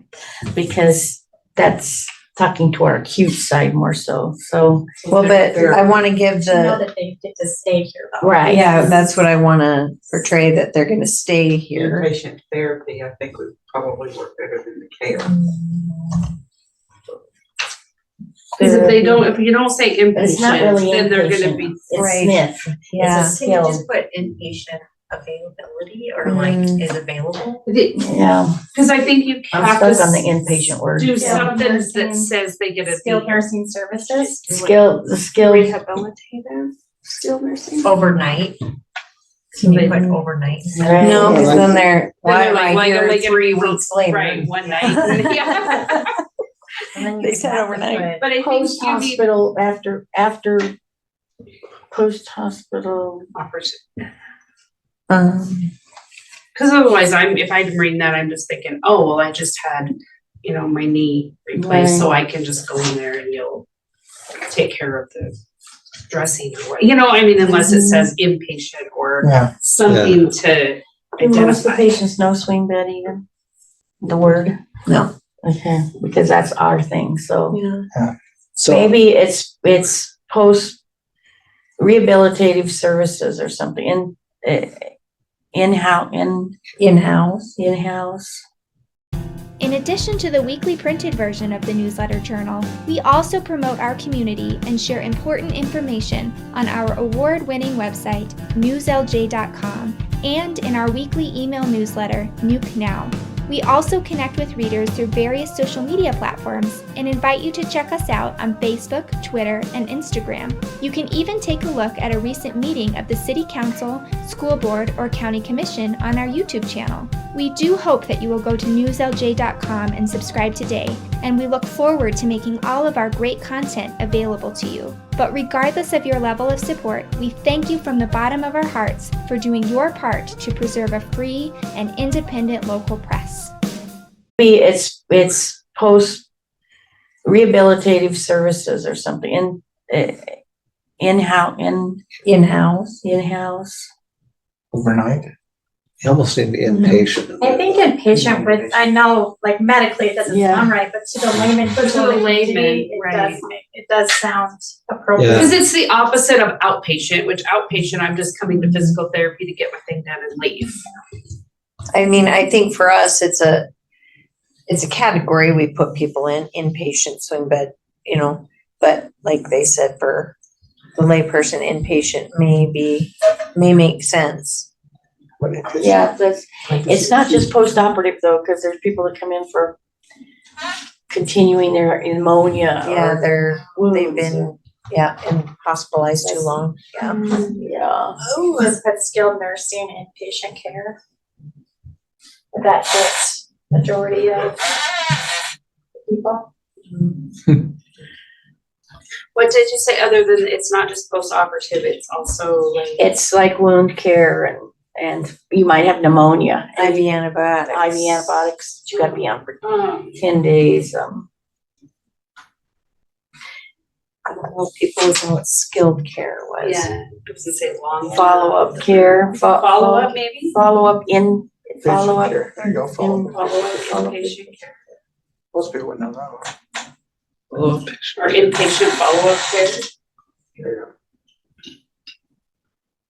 That's a hard one. I don't know. I know it's, Extended hospital stays. Yeah, that I could mean, work. That would that's- work. Extended hospital stay. Gonna I like kill that. there you go. Or just leave it at that, or for rehab, or for. No, I think we just say extended hospital stay. Okay. And then you can like leave the swing bed there, so.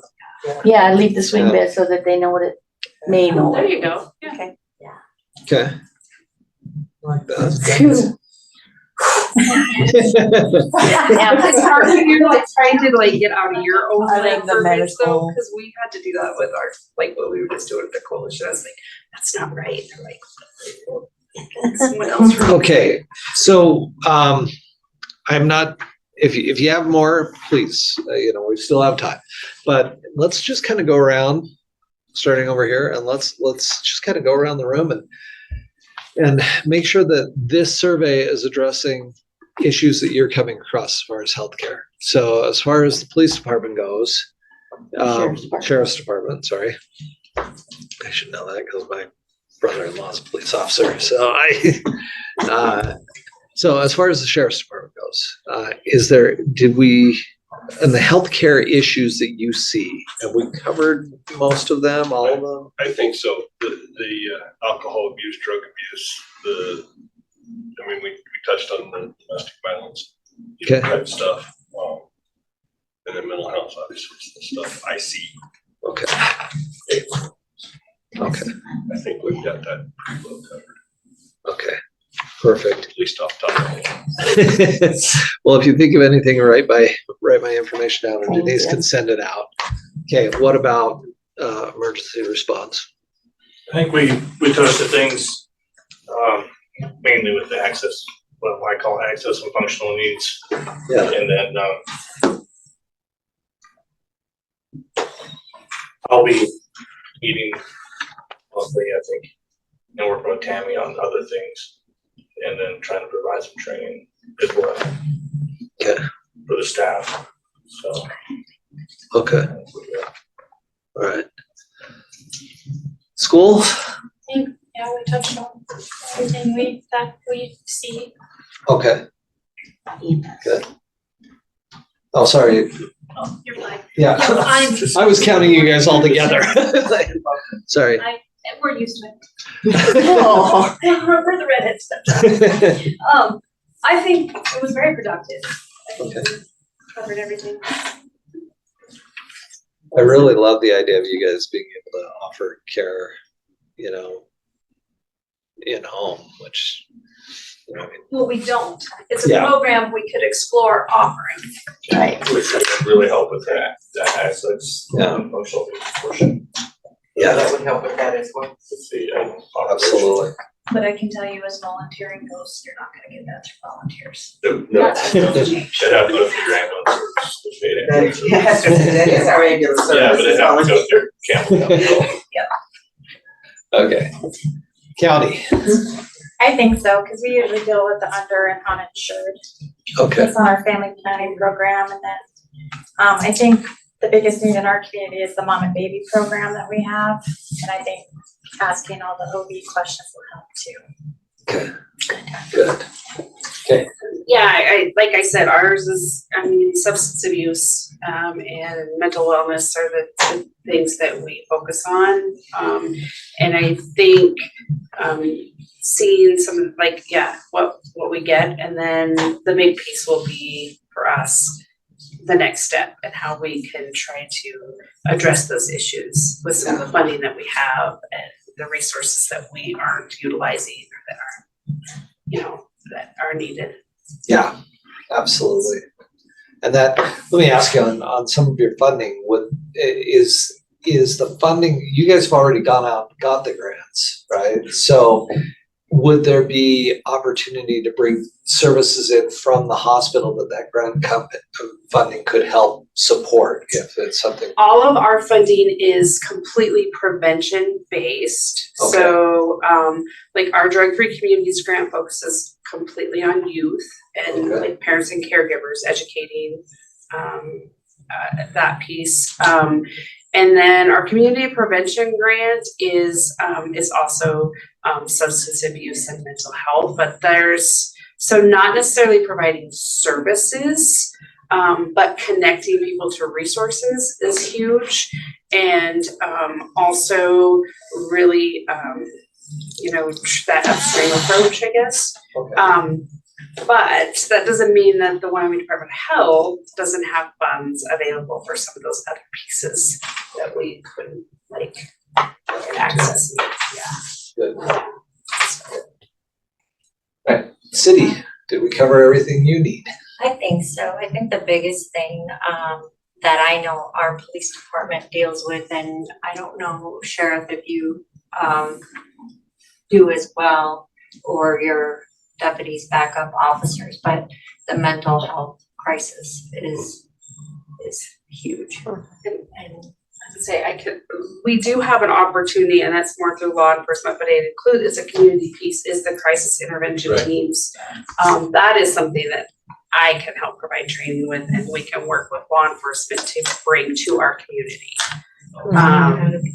So that's just, sorry, but I wanted to piggyback on what you said that. Yeah, so yeah, that's a week-long training that we can bring and make happen. It just takes a lot to make it happen. So we have to have the buy-in. Probably be interested in that too. So yeah, we just have to have the buy-in to make it happen. So, okay. Okay. Yeah, and again, I'm seeing this on so many different levels, and I'm like going, okay, where does the hospital fit into that? I mean, yes, I think it's wonderful, by the way. They come here. Well, where the hospital is the crisis. The crisis, right. And you need to learn to avoid it on the front end. Yeah. Right, and where the hospital fits in though, when we do those trainings, is for providers to be a part of those trainings and be able to know how to coordinate with our law enforcement and our paramedics and all of those resources. So actually the hospital and the medical community have a very large piece to that. Right. Well, because if they're dealing with someone that's suicidal or homicidal, getting them the services they need. So I think that connection. Well, it ties into Title 25 too. Right. Yeah. Which So we I absolutely have to do. Right. Yeah. So Okay. Time to have that. I think that's just the biggest thing in our aspect. And then the other thing The mental health side. is having those resources available, like we were talking about, those that may need a ramp or things to that factor.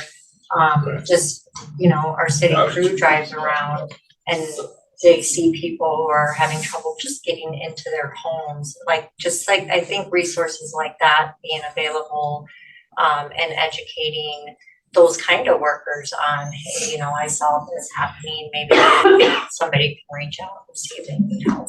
Yeah. Okay. Cool. So we've got those needs covered, I think, in there. So we're good there.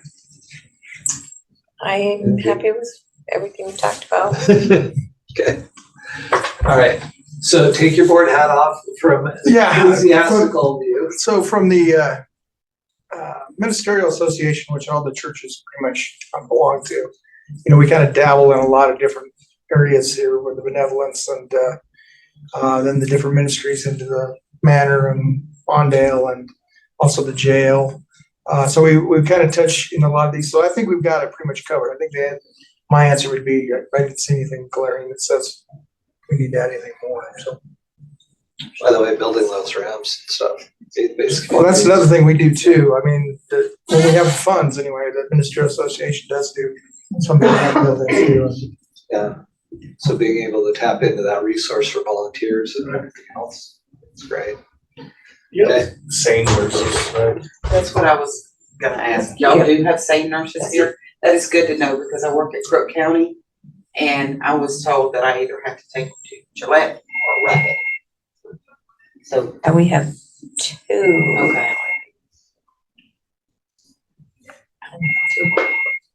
Yeah, good deal. And there's Leslie on there. All right. Leslie?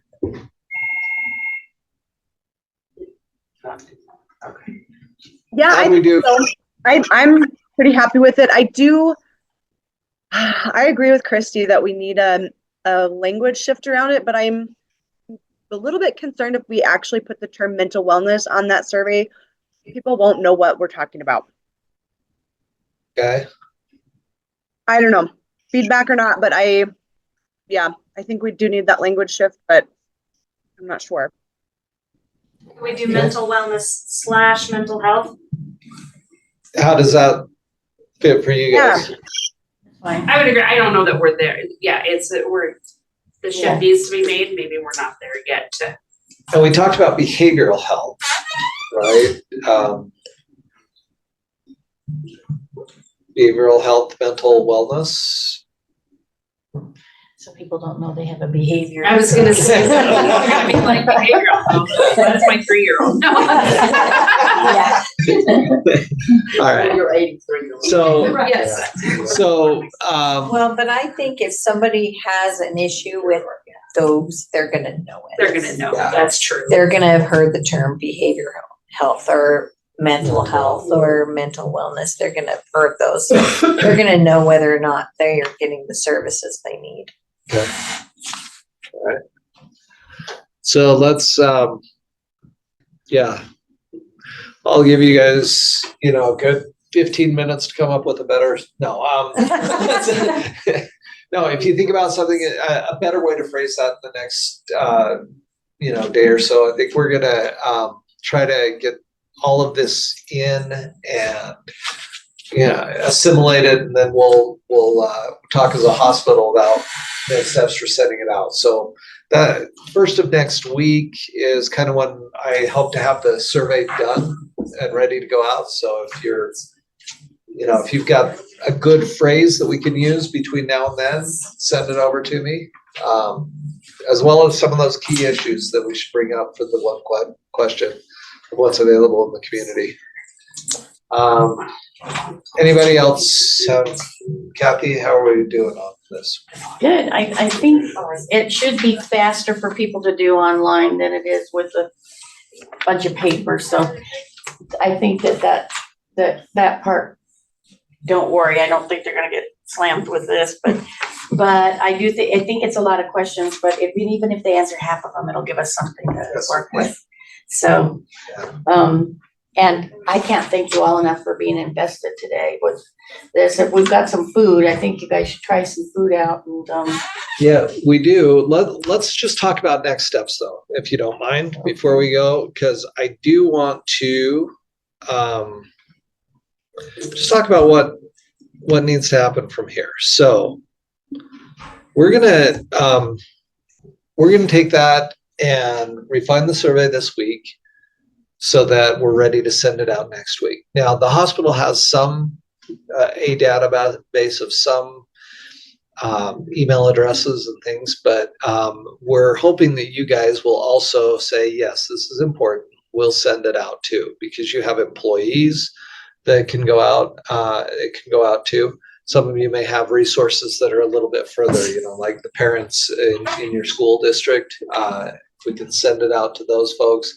If the city has a large database, county has a large database, the more the church, the more that we can get this out, the better the response. And Have it be email based, or can you put it on social media? We can put it on, yeah. So we will actually create a QR code for this as well, so that people can scan it.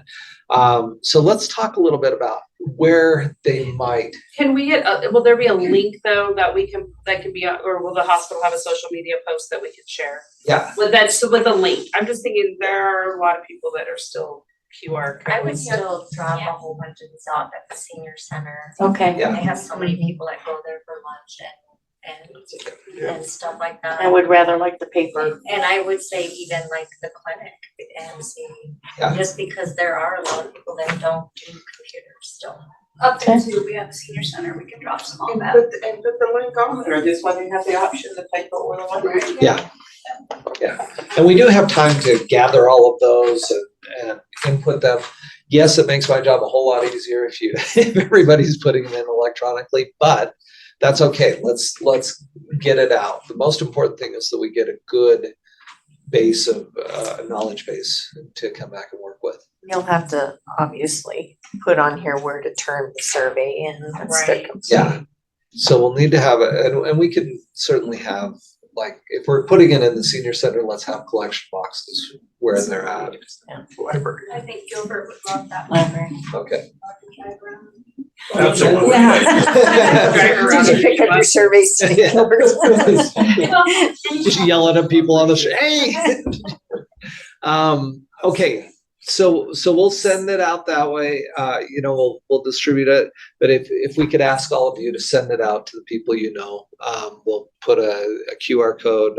Maybe we could run an ad in the paper if it's well read. Or if there's Let an the radio online. know.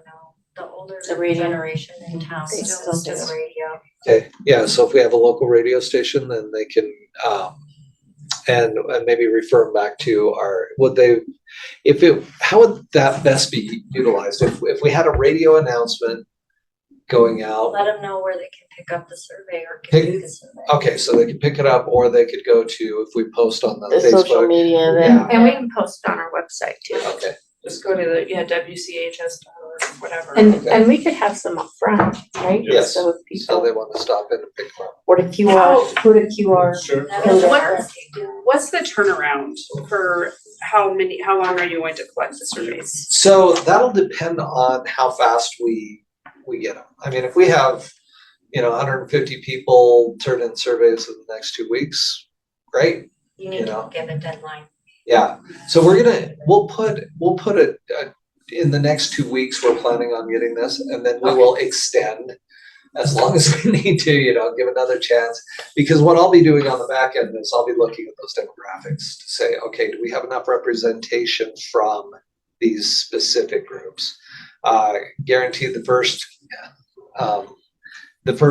thing that's going to fill up is white women between the ages of about 40 and 65 are gonna, that's gonna be 80% of the first go around. And so it's gonna be, okay, we need more than 2 men to respond. Okay, we need to get more people in here. So those will,